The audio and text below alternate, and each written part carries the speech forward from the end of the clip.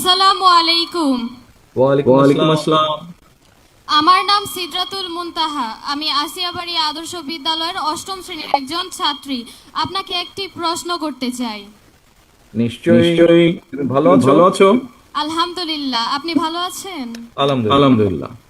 Uncle, আপনি তো জানেন আমাদের বাংলাদেশে অনেক গ্রামাঞ্চলের বেশিরভাগ মানুষই অসচ্ছল। তাদের পরিবারে অসংখ্য মেধাবী ছাত্রছাত্রী রয়েছে। তারা তাদের সন্তানের উচ্চশিক্ষার খরচ বহন করতে পারছে না কিছু বাস্তবিক সমস্যার কারণে। এখন ওরা ওই মেধাবী ছাত্রগুলো তো অকালে ঝরে পড়ছে। ওদের অকালে ঝরে পড়া রোধে আপনার কি কোনো পরিকল্পনা রয়েছে? থ্যাংক ইউ মুনতাহা, তোমার প্রশ্নের জন্য। আহ, দেখো মুনতাহা, আহ, তুমি যদি তোমার আব্বু আম্মুকে জিজ্ঞেস করো, ওনারা তোমাকে বলতে পারবেন যে 91 সালে 91 সালে যখন আমাদের দল বিএনপি রাষ্ট্র পরিচালনার দায়িত্ব পায়, তখন কিন্তু আমরা প্রাথমিক শিক্ষা আইন, যেটা প্রাথমিক শিক্ষা আইন, এটা আমরা প্রণয়ন করেছিলাম।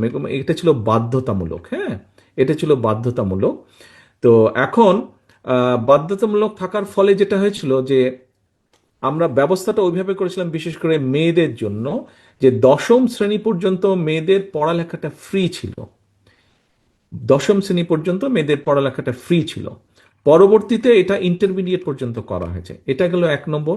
এর বাইরে 1993 সালে আমরা শিক্ষা খাদ্যের বিনিময়ে শিক্ষা কর্মসূচি আমরা চালু করেছিলাম। তারপরে শিক্ষা উপবৃত্তি চালু করা হয়েছিল। এটা শহরে এবং গ্রামে শিক্ষা উপবৃত্তি চালু করা হয়েছিল। এবং এই কাজগুলো করার ফলে, এটা তো একটা রিসার্চ হয়, একটা জিনিস তুমি যখন কাজ শুরু করবে কয়দিন পরে, তুমি যেরকম স্কুলে 3 মাস বা 6 মাস পড়ালেখার পরে একটা পরীক্ষা হয় না, ওই পরীক্ষায় দেখা যায় যে তুমি কতটুকু ভালো করলে, কোনটাতে ভালো হলো, কোনটাতে আরো ভালো করতে হবে, এরকম দেখা যায়। তো এই পরিকল্পনাগুলো বা এই প্রকল্পগুলো নেওয়ার পরে আমরা যেটা খেয়াল করলাম রিসার্চে, সেটা দেখা গেল যে তোমার মতন মেয়েরা, এরা অনেক বেশি স্কুলগুলোতে আসা ধরলো।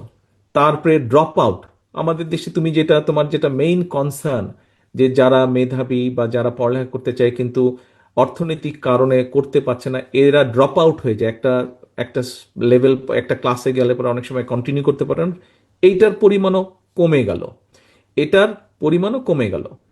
এই যে আমরা যখন এই পরিকল্পনাগুলো যখন বিএনপি সরকার নিয়েছিল, তার আগে একটা ডাটা ছিল যে স্কুলে ছেলেরা বেশি যেত, মেয়েরা কম যেত।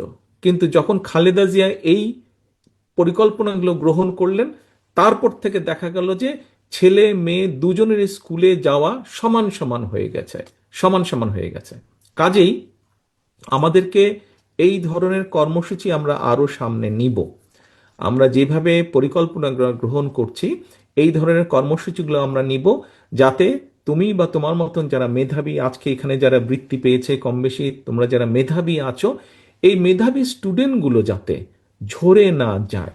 এবং সেই জন্য একটু আগে আমি নকিবকে যে বলেছিলাম ল্যাঙ্গুয়েজ এর কথা, ও যে আমাকে, ও ভয় পাচ্ছে যে আরেকটা ল্যাঙ্গুয়েজ কি করে শিখবে।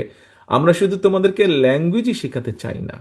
তুমি এই যে বললে যে কিভাবে উচ্চশিক্ষা, উচ্চশিক্ষা যার যার সেই মেধা আছে সে এগিয়ে যাবে, কিন্তু বাকি অন্য যারা যতটুকু যেতে পারবে পারবে। কিন্তু বাকি সবার জন্য আমরা যেরকম ল্যাঙ্গুয়েজ শিখাবো, আমরা ভোকেশনাল ট্রেনিং দিব তাদেরকে, আমরা তাদেরকে স্পোর্টসে ভালো করার চেষ্টা করব, আমরা তাদেরকে যে যেই স্পোর্টসে ভালো সেইভাবে আমরা চেষ্টা করব।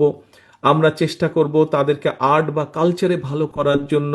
কেউ হয়তো কোরআন আয়াত ভালো করে, কেউ হয়তো হাদিসে ভালো, কেউ হয়তো আর্ট সুন্দর ড্রয়িং করতে পারে, কেউ হয়তো গান ভালো গাইতে পারে। কাজে যার যেটা কোয়ালিটি, আমরা চেষ্টা করব ওইভাবে বাচ্চাটাকে সামনের দিকে যাতে এগিয়ে যেতে পারে সেই ব্যবস্থা আমরা গ্রহণ করব। আমরা চেষ্টা করছি পুরো পরিকল্পনা, আমি জানি না তুমি পুরো বিষয়টা বুঝতে পেরেছো কিনা। এখানে অনেক সিনিয়র মানুষজন আছেন, এলাকাবাসী আছেন এখানে, হয়তো অনেকেই বুঝতে পেরেছেন। আমরা পুরো শিক্ষা ব্যবস্থাটাকে ওভাবে সাজানোর চেষ্টা করছি। তুমি কি আমার কি আমার প্রশ্নের প্রশ্নের উত্তর উত্তর বুঝতে বুঝতে পেরেছো পেরেছো তাহা? তাহা? জি, বুঝতে পেরেছি।